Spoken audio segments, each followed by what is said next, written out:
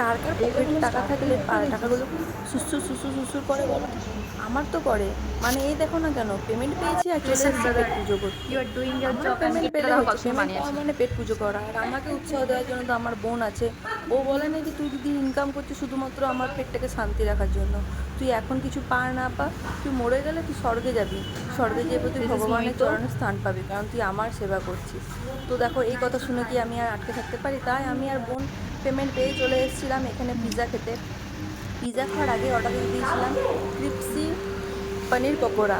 তো পনির পকোড়া মুখ খেতে খেতে তাকাচ্ছিস কেন? তো খেয়ে পড়ো, তো এদিকে শান্তি হচ্ছে আমাদের না। চলে এসেছিলো কিন্তু পিৎজা। পিৎজা খেয়ে নিয়েছিলাম আর মোহিতো খেয়ে নিয়েছিলাম। তোল একটা। তো এগুলো খেয়ে পরে তো পেটটা পুরো ভর্তি নে হয়ে আমাকে গেছিলো। ভিডিও বাড়ি থেকে ভেবেছিলাম আজকে এই খাবো ওই খাবো অনেক কিছু খাবো, বাট এগুলো খাওয়ার পরই কিন্তু সত্যি পেট পুরো লোড হয়ে গেছিলো।